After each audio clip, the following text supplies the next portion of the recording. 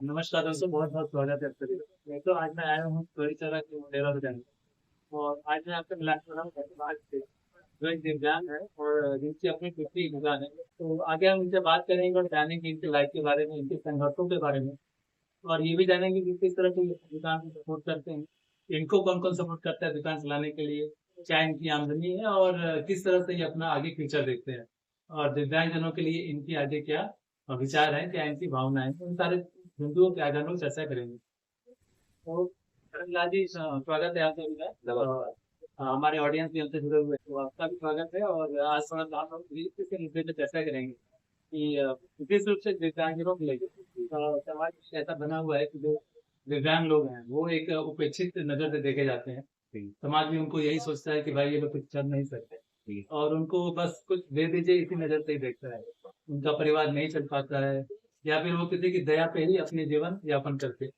लेकिन आप जैसे लोग जो है वो इस विडंबना को तोड़ते हुए नजर आते हैं और अपना जीवन यापन खुद से कर रहे हैं। तो पहले तो आप अपना परिचय दे दीजिए। जी, मेरा नाम भरत लाल है।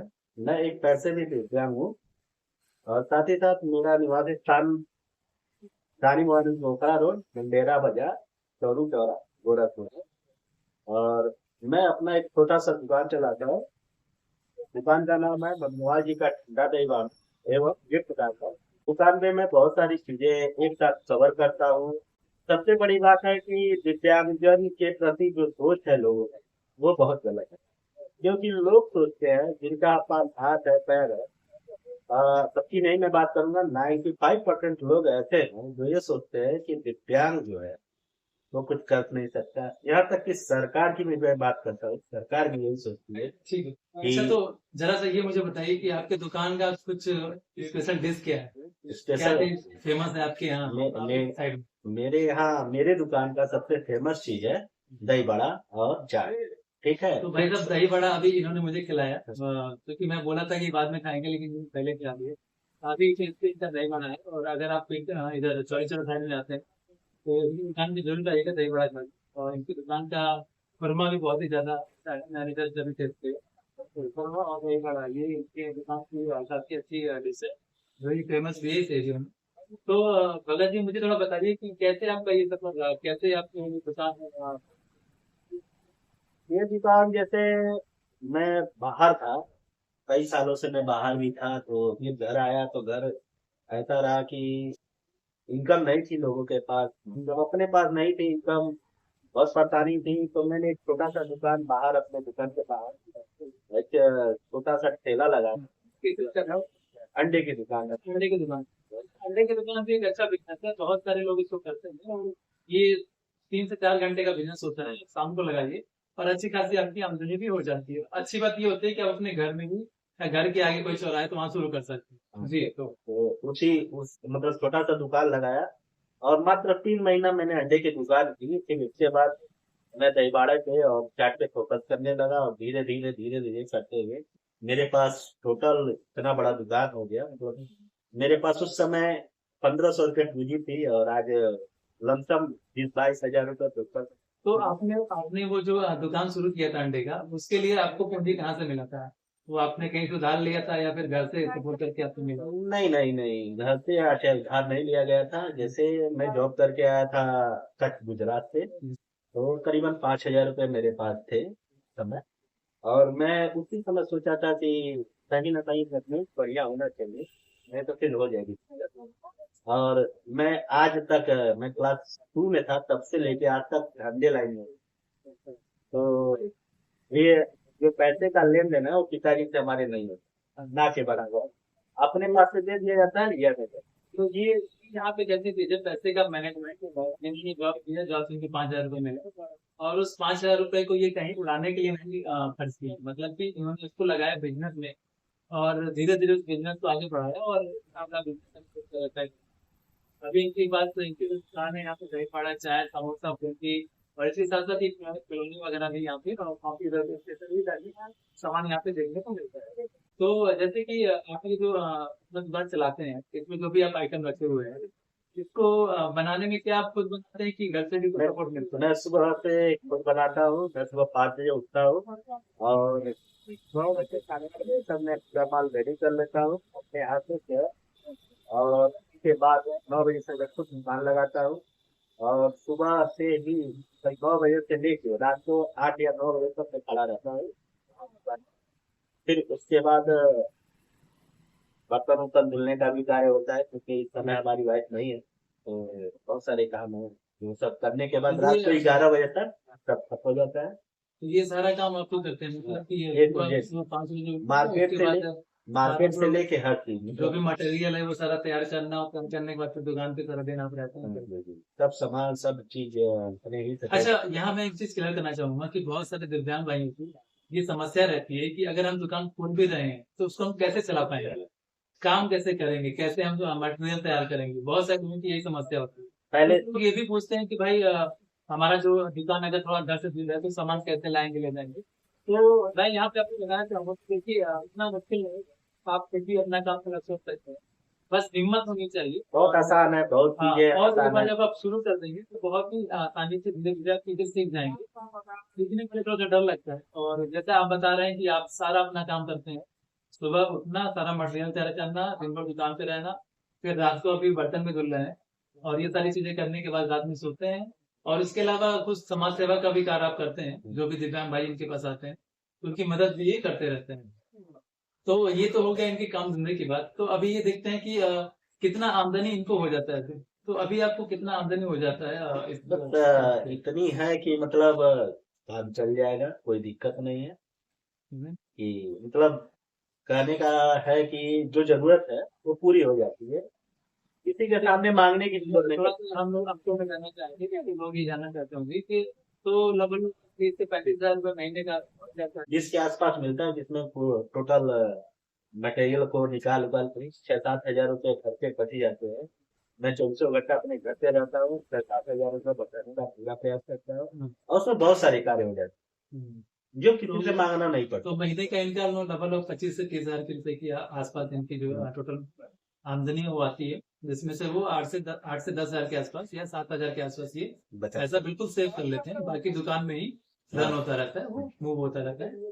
तो ये इनकी आमदनी हो जाती है। तो भाई इस तरह से काफी अच्छे तरह से ये अपना बिजनेस चला रहे हैं। तो एक चीज और जानना चाहेंगे कि इस बिजनेस से आपकी शादी हो गई है? ठीक बच्चे? है। तो 2 बच्चे हैं, तो बच्चे पढ़ते भी हैं? अभी तो एक बच्चा मतलब एडमिशन हुआ है, अभी एक बच्चा 9 फरवरी को हुआ है। तो उस बच्चे का एडमिशन वगैरह सब कुछ इसी धंधे से आपका चलता है काम? ये टू जेड। अच्छा, एक चीज और जानना चाहेंगे, अभी तो आपका बिजनेस रन कर रहा है, शुरुआत में आपको क्या चैलेंज दे सकते हैं? चैलेंज ये था कि मार्केट को नहीं जानते थे, नहीं समझते थे। और जो मटेरियल हमारी थी वो लो थी, क्योंकि मैं दूसरे से कंपटीशन करना थोड़ा सा मुश्किल होता है सीधे सीधे। तो उस चीज को मैंने परखा, तो समझा कि कौन मटेरियल को कहाँ पे यूज किया जाए, किस चीज को कहाँ पे लेके आया जाए। तो कस्टमर जीतते गए, और फिर मैं आगे बढ़ता हूँ। अभी तक के फिलहाल इतना है, और आगे भी प्रयास है। अच्छा, तो एक चीज और यहाँ जानना चाहेंगे, जैसे कि आप लोग मछली तैयार करते हैं, अगर हम दही बड़े की बात ले लें तो दिन भर में कितना दही बड़ा आप बेच देते हैं, इस कितना समय तो कितना आपको? इस समय तो शुरुआत है, अभी तो 40-50 पीस ही चल रहा है। आगे चल अब के थोड़ा मौसम ठंडा है, हाँ, हम जब शूट कर रहे हैं तो मौसम यहाँ तो ठंडा है, इस तरह का है। जैसे मई जून का महीना आएगा तो 150 पीस चला जाता है। अच्छा, मतलब जैसे गर्मी पड़ेगी वैसे ही हाँ, गर्मी बढ़ जाएगा। और जैसे नवंबर आएगा फिर खत्म हो जाएगा, अच्छा अच्छा, ठंडी आते ही फिर इसका मार्केट डाउन हो जाता है। एकदम तो बंद उस कर जब दिया जाए। जब दही बड़े का मार्केट डाउन हो जाता है तो उस समय आप क्या करते हमारा चाट चलता है, समोसा सुहाल, हैं? अच्छा। फुल्की चलती है, उसके बाद चाय है अपना। तो भाई ये देखिए, अगर आप बिजनेस करने जा रहे हैं तो आपको ये भी सोचना पड़ेगा कि अगर आप सीजनल कोई काम कर रहे हैं तो उस सीजन जब खत्म होगा तो उसके बाद बाकी जो ऑफ सीजन होता है उसमें आप क्या कर सकते हैं। इसलिए आपको ऑप्शन भी वहां पे रखना चाहिए। जैसे इनका दही बड़े का है मेन, लेकिन उसके अलावा ये बताते हैं कि नवंबर में ठंडी बढ़ने लगती है तो वो डाउन हो जाता है, उसका मार्केट खत्म हो जाता है। उस समय फिर ये जो है चाट, टिकिया, फुल्की, चाय, समोसा, क्योंकि ये परमानेंट रहता है इनका, लेकिन वो चीजें उस समय इनको संभाल लेते हैं। तो इस तरह से अगर आप किसी दुकान पे कई चीजें ऐसे जोड़ के रखते हैं तो आपको काफी अच्छा सपोर्ट मिल जाएगा बिजनेस के लिए। अगर ये बताइए कि अगर कोई दिव्यांग जन अगर इस तरह की दुकान शुरू करना चाहता है, चाहे चाहे समोसे की, तो शुरुआती दिन में, मतलब शुरुआत करने के लिए उसको डबल कितना पैसा खर्च करना पड़ेगा, और देखिए, ये धंधा शुरू करने के लिए सबसे महत्वपूर्ण चीज है जगह। आपको लोकेशन पे रहना पड़ेगा, एक ऐसे लोकेशन पे जहाँ पे कम से कम ज्यादा से ज्यादा लोग जुड़े। मार्केट जो हाँ, मार्केट के आसपास होना एक तो चाहिए। बढ़िया जगह हो जहाँ पे या स्कूल के आसपास हो, या अस्पताल के आसपास हो, या कोई अच्छा मार्केट हो। पहला चीज ये महत्वपूर्ण है, क्योंकि आपका कच्चा आइटम है, सुबह बनेगा शाम को खराब तो फेंकना पड़ेगा। बिल्कुल। तो पहली चीज यहाँ पूंजी फूटेगी, अच्छे से याद रखिएगा। दूसरी चीज कि आप अगर शुरू करना चाहते हैं तो 8 से 10 हजार रुपए में शुरू कर सकते हैं। 8 हजार रुपए में आप सब कुछ कर सकते हैं। एक छोटा चूल्हा खरीद लीजिए, एक छोटी वाली टंकी ले लीजिए। फिर उसके बाद पहले तो इन सब चीजों को सीखना पड़ेगा। कहीं उसके थोड़ा टाइम लेके 1 महीना 2 महीना तो चीजें सीख लीजिए कि आपको मटेरियल के बारे में मालूम चले कि कौन मटेरियल कहाँ पड़ेगा, किस तरह होगा, हल्दी कहाँ डालना है, नमक कहाँ डालना है, कितना डालना है, जी। चीनी कहाँ कैसे प्रयोग करना है, बहुत सारी चीजें हैं। ये मेन में थोड़ी थोड़ी चीजें आपको आनी चाहिए हाँ, कि भाई कैसे बनाना है, तो ये सब इसकी जानकारी आपको होनी चाहिए। तो ये आप किसी दुकान पर भी देख सकते हैं।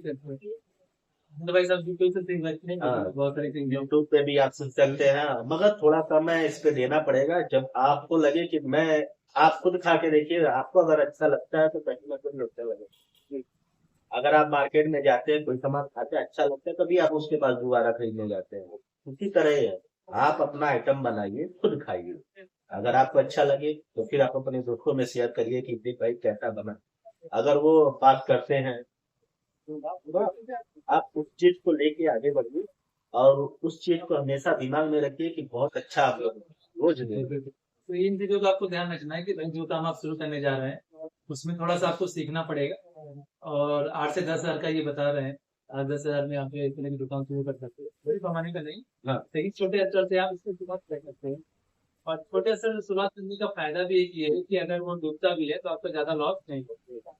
ये चीजें हैं, छोटी छोटी चीजें जो डूबेगा नहीं। देखिए, आप जो भी बर्तन वगैरह कर देंगे, जैसे बर्तन चाहिए आपको, वो जैसे सब गम तो आपका ये होता है उसका तो की तरह। कहीं ना कहीं प्रयोग कर हाँ, लेंगे। आप इसको रिसेल भी कर हाँ, सकते हैं। डूबेगा क्या, जो रोज का सामान खरीदते हैं जैसे मैदा हो गया, चीनी हो गया, अगर वो प्रयोग में आ गया तो ठीक है। अगर बना दिए नहीं बिका तो थोड़ा डूबने का चांस रहता है। और इसका हिसाब ये रहता है, आप मार्केट में क्या रेट चल रहा है उस रेट के हिसाब से चीजों को बनाना पड़ेगा। कैसे कैसे लोग जैसे शुरुआत करते हैं लोग, तो किसी का पत्ती बड़ा होता है, कोई समोसा बहुत बड़ा बन होता है, कोई छोटा बनता है, तो एक साइज का नहीं होता है। उसको सेटलमेंट करना पड़ेगा। चाहे दही बड़ा हुआ उसको भी सेटलमेंट करना पड़ेगा। तो ये सब चीजें थोड़ा उसमें सा, क्या क्या चीजें कितनी मात्रा में पड़नी चाहिए, ये सारी नहीं चीजें समझनी साइज की भी चाहिए। बात कर रहा हूँ, प्राइस की साइज। भी बात होती है, आपकी प्राइस ही आपका रेट डिसाइड हाँ, करेगा। डिसाइड करेगा। हाँ। और एक साइज लेके चलने के लिए, एक रेट लेके चलने के लिए एक साइज देना पड़ेगा, और बेहतर स्वाद देना पड़ेगा, उसके लिए आपको थोड़ा समय लगता है। तो मतलब कि आगे आपकी क्या योजना है और आगे आप क्या करने वाले हैं अपने दुकान में, या फिर कैसे इसको आगे बढ़ाना। अभी दुकान का तो थोड़ा सा ये है कि आगे और प्रोसेस करना है। वैसे तो अपना प्लान है एक रेस्टोरेंट डालने का। अच्छा, आगे, आगे रेस्टोरेंट डालने का प्लान है, चलिए हाँ, बहुत अच्छी बात है। तो आगे आगे आप हमारे दर्शकों से क्या कहना चाहेंगे, कैसे उनको मोटिवेट करना चाहेंगे कि वो कैसे दूसरों पे निर्भर न रह के अपना आजीविका शुरू करें, अपना काम शुरू करें। सबसे आसान काम है। इसके लिए आपको बस एक समय बनाना पड़ेगा, एक निश्चित समय बनाना पड़ेगा। इतना समय हम अपने काम पे फोकस करेंगे। जैसे मैं करता हूँ सुबह 5 बजे से लेकर रात को 9 बजे तक, ये जो मेरा टाइम है इसको आपको पकड़ना पड़ेगा। आप अपना कोई भी टाइम पकड़िए, 4 घंटे का हो, 5 घंटे का हो, या 10 घंटे का, और स्वयं काम करने का प्रयास करिए।